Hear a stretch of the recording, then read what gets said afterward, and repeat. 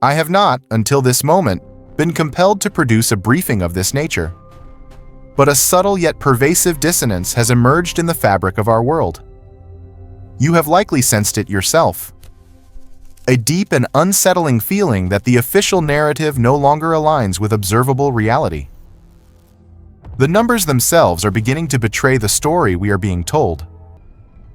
Just recently, official jobs data was revised downwards, revealing that nearly 1 million fewer jobs were created between March of 2024 and 2025 than we were initially led to believe. The stock market, meanwhile, appears to have decoupled from the fortunes of the real economy, moving with a logic of its own. And across the social landscape, a palpable anger is rising, driving divisions deeper than at any point in living memory. There are, of course, grand theories that attempt to explain this moment. Some analysts call it the fourth turning, a recurring generational crisis point that arrives roughly every 80 to 100 years. The legendary investor Ray Dalio identifies it as the final, predictable stage in the decline of the American empire. But whatever label we choose to apply, the underlying condition is undeniable. This broadcast, therefore, will be a departure from our usual format. I will dispense with intricate narratives and instead conduct a strategic overview. A high-altitude reconnaissance of what I believe is truly unfolding. Because the path that has led us to this precipice was not forged by accident. If you analyze the state of our civilization, not just in the United States but across the West, through the cold, hard lens of incentives and money, a terrifyingly clear picture emerges. The chaos is not random. It is engineered. My primary objective here is to offer a framework for maintaining your sanity in a world that feels increasingly engineered for insanity. What we are witnessing is the slow dissolution of the very mortar that has held Western civilization together. Foundational pillars like faith, family, community, and the sanctity of private property are being systematically weakened. In their place, we have erected a new system, a system defined by its own inherent fragility. And that fragility manifests with brutal clarity in two critical domains: our economy and our attention. Let us first dissect the battleground of the mind. We now exist within a vast, decentralized architecture designed for a single purpose: to harvest human attention. We call this architecture the algorithm. It is the invisible infrastructure of the internet, the news media, and modern commerce. And through trillions of data points, this system has learned a fundamental truth about human nature. Fear and anger are the most potent catalysts for engagement. Consider this chart, which tracks the frequency of certain words used by a major media outlet over the past decade. The use of divisive and emotionally charged terms like triggering, hurtful, and mansplaining has exploded by over 500% since 2010. Now ask yourself a simple question. Did the world suddenly become 500% more triggering? Or did media corporations discover that neutrality is not profitable? They realized that to drive subscriptions and clicks, they had to abandon objectivity and instead craft narratives. They had to pick a side. They had to tell a story that would connect emotionally and, most importantly, compel you to engage. Modern journalism has become the strategic act of leaving a conversation unfinished. It is designed to bait you, to trigger an emotional response of fear or outrage, thereby ensuring your participation. This is a deliberate and sophisticated exploitation of our primal wiring. Our DNA commands us to pay attention to potential threats, to study danger so we might avoid it. It's why we slow down to look at a car crash. The algorithms have simply learned to weaponize this instinct at scale. This is what I call a perversion of economic incentives.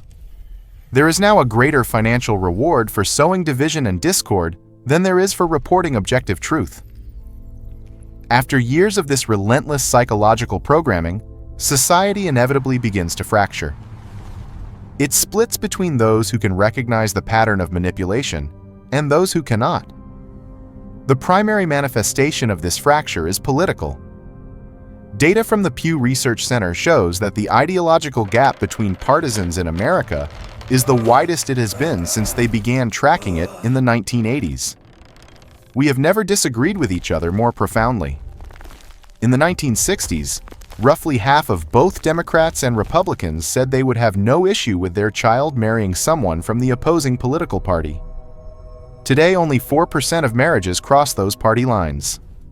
Once you have successfully rendered your neighbor into an enemy, genuine discourse becomes impossible. Conversation dies. And that sets the stage for the second, and far more dangerous phase of the collapse.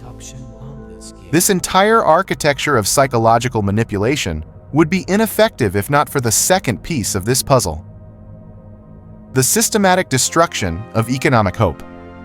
The brutal reality today is that a vast portion of the younger generation feels, deep in their bones, that they will never own a home, that they will never build meaningful wealth, that they will never achieve the basic stability their parents took for granted. This creates a society that is primed for radicalization. Because when people believe they have nothing left to lose, they reach a breaking point. That is when societies collapse. That is when revolutions are born. That is when empires fall. And this aligns perfectly with where we stand in both Ray Dalio's long-term debt cycle and the model of the fourth turning. But I must stress, these perverse economic incentives existed long before the advent of the algorithm. They were present in traditional print and broadcast media for decades. The crucial difference was that previous generations possessed something that this one does not: an economic trajectory that allowed them to rise above the noise. It allowed them to thrive in spite of it. It was called the American dream. The ability, on a single income, to support a family and own property. When our parents' generation was starting out, the average home cost roughly 3 times the average annual income. Today, that figure is closer to 7 times. The average age of a first-time homebuyer was in their 20s. Today, it is 38.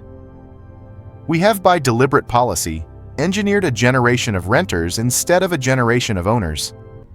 And at the very same time, we have pursued immigration policies that have frayed social cohesion and undermined a shared sense of national identity. So what happens to a population that has no social trust and no tangible stake in the future of their own society? They seek distraction. They fragment into digital echo chambers. And when they stop talking to one another, when they don't own property or assets or anything that ties them to the fate of the collective, why would they defend it? What exactly is left to defend? The only force that seems to bind modern society is the pursuit of materialism, anchored by a dollar that is itself in a state of managed decline. We see the desperation in the rise of buy now, pay later schemes. You can now finance the purchase of a pizza. And over half of the users of these services have already missed payments. This is not normal. This is a sign of profound economic distortion. And when you combine this economic despair with the psychological onslaught of a media ecosystem driven purely by financial self-interest, you get social unrest, endemic distrust, and civilizational decline. Now, if you zoom out across history, this pattern repeats with the chilling regularity of a law of physics. Great nations and empires rise, they prosper, they overextend, and they inevitably decline. And the symptoms of that decline are always the same. Public debt spirals out of control. The gap between the rich and the poor becomes an unbridgeable chasm. Politics becomes bitter and irreconcilable, and trust in foundational institutions collapses. During this phase, the decaying empire often wraps itself in a cocoon of protectionist policies.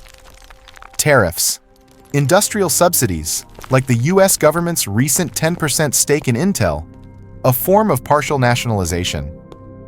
These moves are framed as necessary measures to protect the empire and buy it time. But historically, they only serve to make the empire weaker and less competitive on the global stage. You can see this exact pattern in the fall of the Roman Empire, when decades of military overspending and 98% inflation rendered their currency worthless.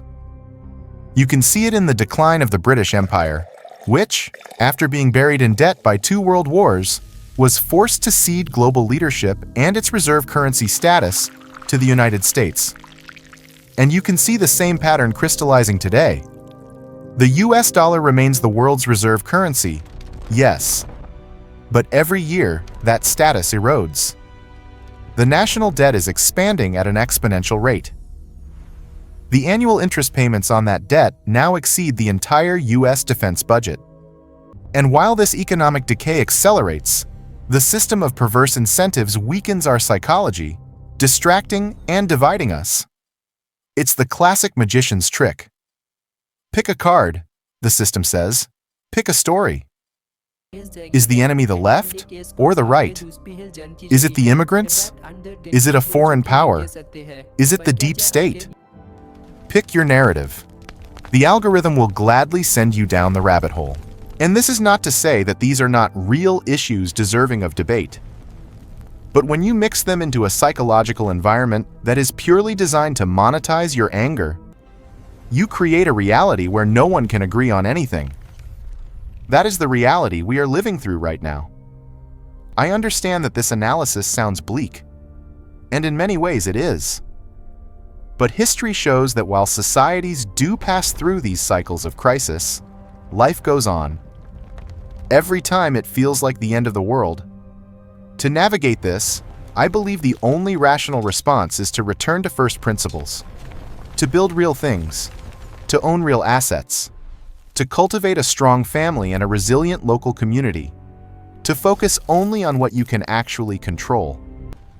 We must reject what has been called economic nihilism, the creeping feeling that there is no point in trying if the system is rigged. That way of thinking is dangerous. Because when a generation stops believing in the possibility of a better future, they start looking for ways to tear the present down. It is a simple truth of history that people who own homes, who have families, who have a tangible stake in their society, do not burn it down. They protect it. You and I cannot control the Federal Reserve. We cannot control Congress. We cannot control the media, but we can control our own decisions. That means being disciplined with debt. It means investing for the long term. And it means refusing to let the algorithms turn us into angry, bitter people who are incapable of having a conversation with someone who disagrees with us. Perhaps we are living through a fourth turning. But on the other side of every fourth turning is a first turning, a period of renewal, rebuilding, and a return to optimism. If you feel like the world is falling apart, remember that in some ways, it always has been.